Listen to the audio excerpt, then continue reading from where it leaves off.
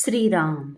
साधक हो, सध्या आपण सोमवार ते शनिवार श्री ब्रह्मचैतन्य गोंदवलेकर महाराज यांच्या परंपरेतील साखरखेर्डा येथील संत परमपूज्य श्री प्रल्हाद महाराज यांचे श्री देवीदास अमृत मोहोरील लिखित संक्षिप्त चरित्राचा आस्वाद घेत आहोत. तसेच रविवारी श्री महाराजांच्या काही भक्तांचे अनुभव ऐकणार आहोत. 22 नोव्हेंबरच्या रात्री यात्रा मदुराईस पोहोचली. मदुराईला यात्रेचा मुक्काम झाला. दिनांक 23 नोव्हेंबरला सकाळी लवकर काकडा व अनेक आटोपून सर्वांनी मीनाक्षीचे दर्शन घेतले. मंदिर अतिशय भव्य व अत्यंत कोरीव आहे. मंदिर बघून सर्वच मंडळी अत्यंत आनंदित झाली. येथून जवळ असलेल्या विष्णू मंदिरात जाऊन विष्णुमूर्तीचेही दर्शन घेतले. तिथे रामरायाला नैवेद्य करून व भोजन प्रसाद घेऊन यात्रा बंगलोरकडे रवाना झाली.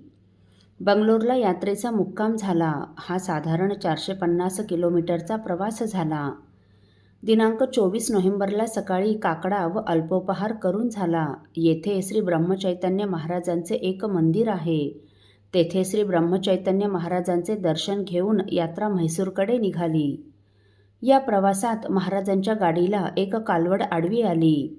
चालकाने गाडी थांबविण्याचा प्रयत्न केला, परंतु वेग अधिक असल्यामुळे गाडीचा जोरात धक्का लागून ती कालवड मृतप्राय झाली. चालकाने त्वरित गाडी थांबवली. कालवडीला जोरात धक्का लागलेला पाहून श्री महाराज अतिशय कासावीस झाले.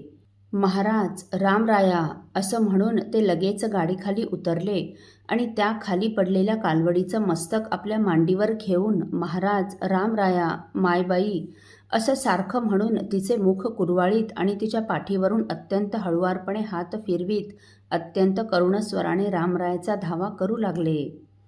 हा अपघात बघून गुराखी धावत आणि अकांड तांडव करीतच कालवडीजवळ आला आणि अद्वा बोलून त्रास देऊ लागला. गायीचा हा अपघात बघून गाड्यातून उतरलेली सर्वच मंडळी घाबरून गेली. परंतु श्री महाराजांचा हा आर्त धावा ऐकून श्री रामानंद महाराज कळवळले. श्री महाराजांचा हा करुण आर्त धावा श्री रामरायाने ऐकला आणि खरोखर चमत्कारच झाला. गायीने हळूहळू डोळे उघडले. तिचा मंद श्वासोश्वासही सुरू झाला आणि श्री महाराज तिच्या मुखावरून व पाठीवरून हात फिरवीत असताना गायीने किंचितशी मान उचलून क्षणभरच श्री महाराजांकडे पाहिलं. पुन्हा काही वेळाने मान उचलून श्री महाराजांकडे पाहत ती उठून बसली आणि लगेच इतर गायींच्या दिशेने धावत निघून गेली. तेथील उपस्थित सर्वांनीच गो माता की जय, गो माता की जय असं म्हणून श्री रामरायाचा आणि श्री महाराजांचा उच्च स्वरात जय जयकार केला. गुराखीही हा सर्व प्रकार पाहून आश्चर्यचकित झाला. श्री महाराजांनी त्याला 100 रुपये दिले. श्री महाराजांची गायीविषयीची आस्था, गायीवरील त्यांचा मातृवत प्रेमभाव, त्यांनी गायीसाठी केलेली ईश्वराची प्रार्थना आणि केवळ मुख कुरवाळीत मृतप्राय झालेल्या गायीला असे उठवलेले पाहून त्याचा कंठ दाटून आला. त्याने जमिनीवर डोके टेकवून श्री महाराजांना नमस्कार केला. सर्व यात्रेकरू आपापल्या गाडीत आसनस्थ झाल्यावर यात्रा पुढील प्रवासासाठी मार्गस्थ झाली. दिनांक 24 नोव्हेंबरला दुपारी 1:30-2च्या दरम्यान यात्रा म्हैसूरला पोहोचली. स्वयंपाक पाणी होईपर्यंत गडावर जाऊन सर्वांनी महिषासूर मर्दिनीचे दर्शन घेतले. चामुंडा देवीच्या दर्शनाने सर्व अतिशय प्रसन्न झाले. मंदिरासमोरील महिषासुराचा पुतळा पाहिला. गडावरून खाली उतरताना श्री महादेवाचं व अतिविशाल नंदेश्वराचं दर्शन झालं.